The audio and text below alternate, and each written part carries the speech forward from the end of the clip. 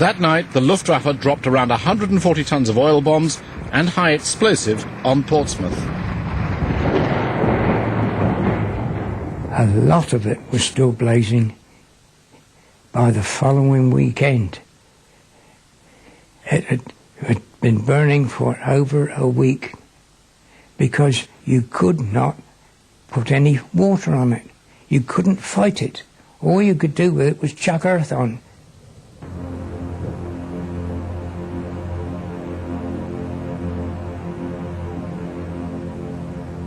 You felt your nervous tension was building up the whole time, but you just had to go to bed when it was all over, curl up in bed and try and get a bit of sleep, and then you got up in the morning and went to work.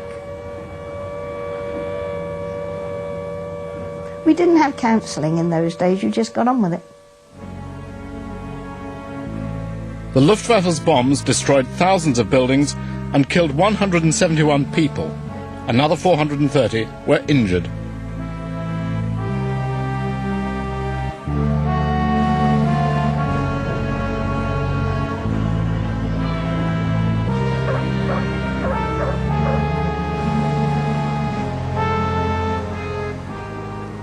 Ten days later, on the 20th of January 1941, in North Africa, the Italians were defending the vital supply port of Tobruk from Allied attack.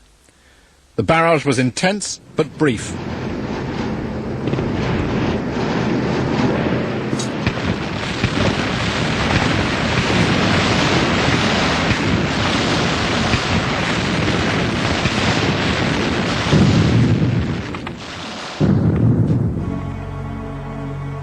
Many Italians died bravely serving their guns, but their army surrendered within the day.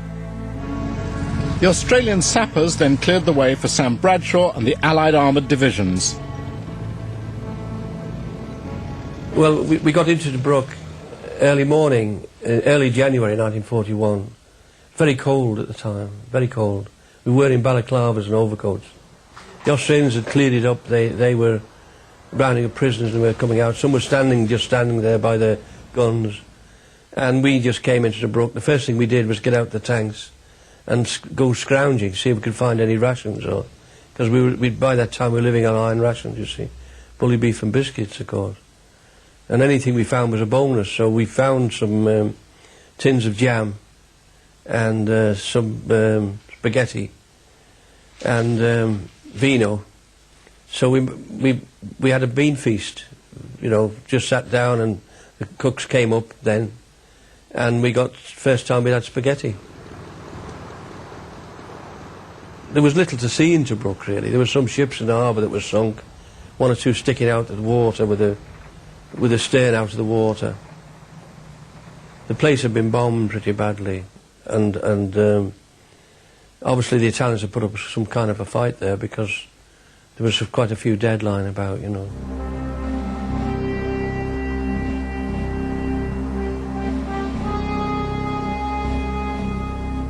The Italians who weren't killed or taken prisoner retreated towards Tripoli.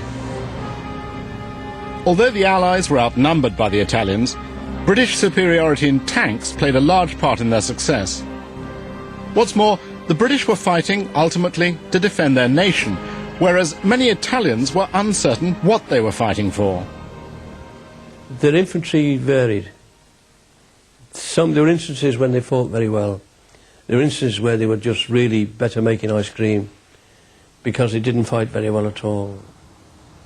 In Africa, people didn't go to fight. They went because they were paid enough money to keep their children and their wife and their family. But the Italians were a good enemy. They complied very well with our wishes, you know. You ponder, say, why? Why should I go and kill people that I don't know? Unsure of their purpose, and faced with the superior British Matilda tank, more and more Italians surrendered and were taken prisoner. They were terrified when we took them prisoner. They think we were going to be shot. And really all we were doing was, we were more or less a nuisance more than anything else. And I had the job once or twice of escorting prisoners back to Alexandria on a train. You could feel sorry for them, really. Some were only kids like myself, and you realise they should never have been in a war.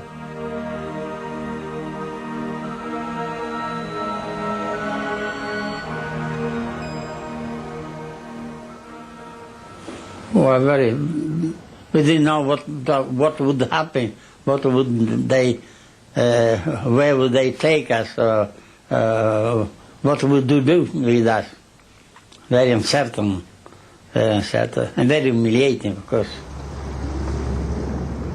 By the end of January, British forces had got as far as Derna, 900 kilometres from Cairo. Along the way, they had collected a huge number of Italian prisoners, causing problems for the British, who were themselves short of supplies. Supply lines were the most vital part of the Desert War. Along the coast there was one railway line and one road. As the Allies advanced, the line of supply became increasingly stretched. The troops and their prisoners needed food, ammunition and clothes, and the vehicles needed water, fuel and spare parts. The tanks take a battering. You can't use a tank forever. The tracks get done, the engines go, your vehicles get beaten up, and you can only advance so far before you need replenishments. You need new vehicles and new tanks, and your guns have practically fired the last round, so that it's very difficult. Unless you have good reserves and good lines of communication, you just have to stop.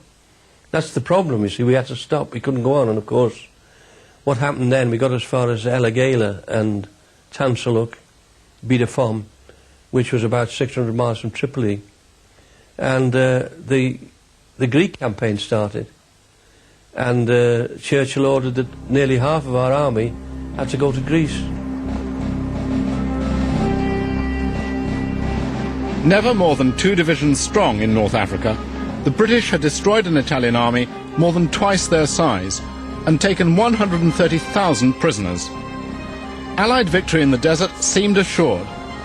But at that very moment, Churchill ordered General Wavell to prepare the largest possible force to go to Greece, where the Axis onslaught was looking far more likely to succeed. This left only a small British army in North Africa, about to face an enemy far more formidable than the Italians.